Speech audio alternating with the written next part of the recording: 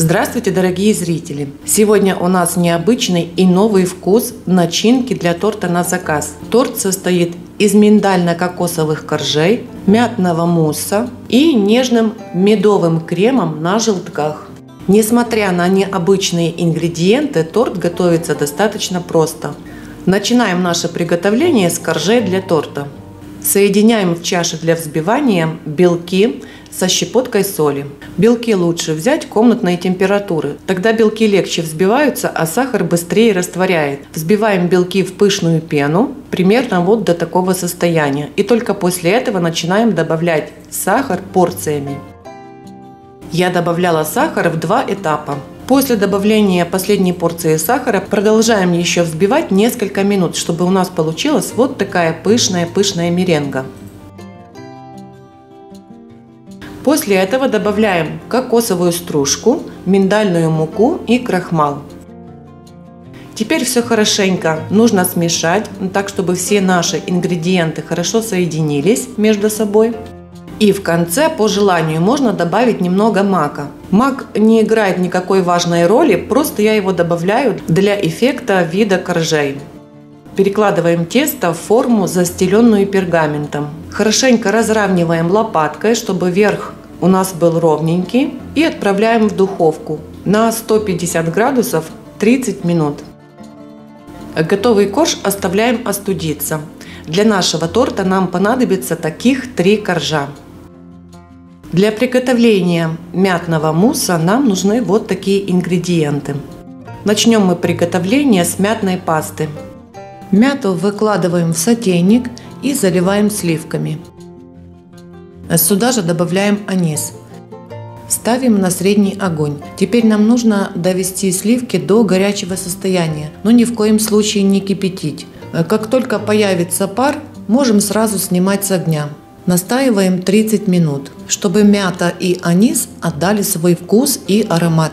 После этого обязательно нужно достать весь анис из сотейника. Нужно хорошенько смотреть и обязательно весь достать, потому что сам анис по себе очень твердый. Мяту со сливками пробиваем блендером. После этого процеживаем через сито и хорошенько отжимаем мяту.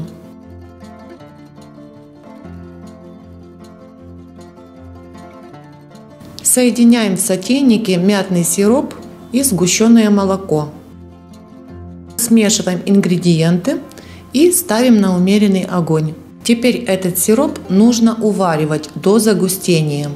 В начале процесса нужно помешивать время от времени.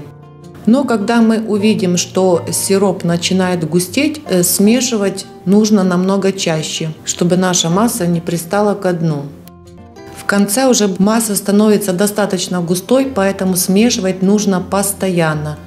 Увариваем приблизительно вот до такой густоты и снимаем с огня. Мятная паста готова. Мятную пасту можно приготовить заранее и хранить в холодильнике до 2 недель. Замачиваем желатин холодной водой и оставляем набухать. Соединяем сахар, сироп глюкозы и воду. Вместо сиропа глюкозы можем использовать мед, будет даже вкуснее. Тщательно смешиваем так, чтобы сироп глюкозы разошелся полностью в воде. После этого ставим на средний огонь. Рядом ставим миску для взбивания и выливаем сюда белки. Добавляем щепотку соли и пока ждем до нужного момента. Также нам понадобится градусник и миксер. В целом сироп нам нужно уварить до готовности 120 градусов. Но кроме этого нам нужно взбить еще белок. Нам надо, чтобы готовность взбитого белка совпала с готовностью самого сиропа. Пока он себе кипит, его трогать не нужно и смешивать также не нужно. Просто нужно дождаться до нужной температуры. Я довожу сироп до 112 градусов, 110-112 градусов. И после этого сразу начинаю взбивать белок. Я проверяю градусником. Если у вас нет такого градусника, определить температуру на глаз будет очень сложно. Если вдруг вы видите, что белок у вас почти готов, а сироп еще не доварился, то просто убавьте обороты и взбивайте на маленьких оборотах, чтобы продлить время до готовности. Вот, теперь у него температура такая, как надо. И теперь снимаем с огня и вводим сироп в белки тоненькой струйкой. И продолжаем взбивать. Я взбиваю на максимальных оборотах.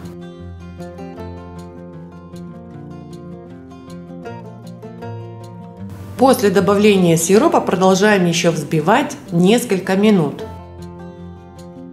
После этого добавляем мятную пасту.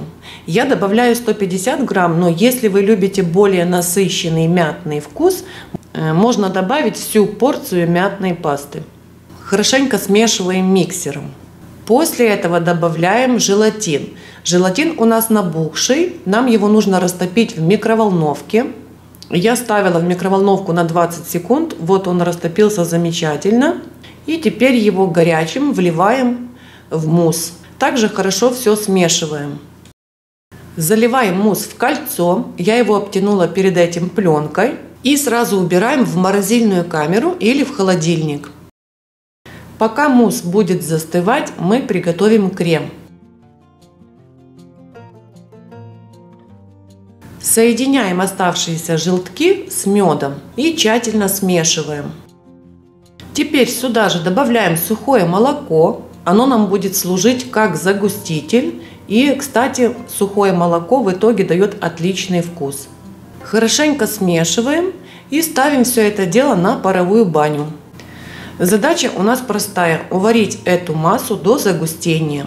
Поначалу она будет немного жидкой, но потом, когда масса начнет густеть, смешивать нужно постоянно. Довариваем вот примерно до такой плотности. Сейчас у нас тут видны комки. Масса начинает сильно загустевать, так работает сухое молоко, но ничего страшного, мы сейчас все это пробьем ручным блендером. Довариваем вот до такой плотности и снимаем с огня. Теперь все это дело пробиваем хорошенько блендером до однородности. Оставляем желтковую массу, чтобы она остудилась до комнатной температуры обязательно. Только после этого соединяем ее с маслом. Масло должно быть комнатной температуры и хорошенько взбиваем.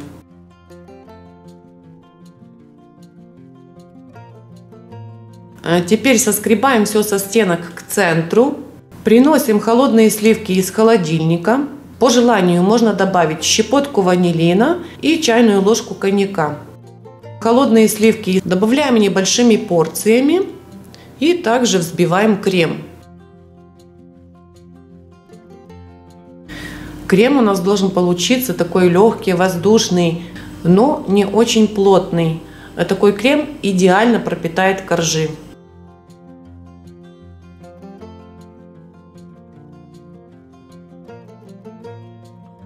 Перед сборкой торта вырезаем из кольца мятный мусс. И теперь мне его нужно разрезать на две ровные части.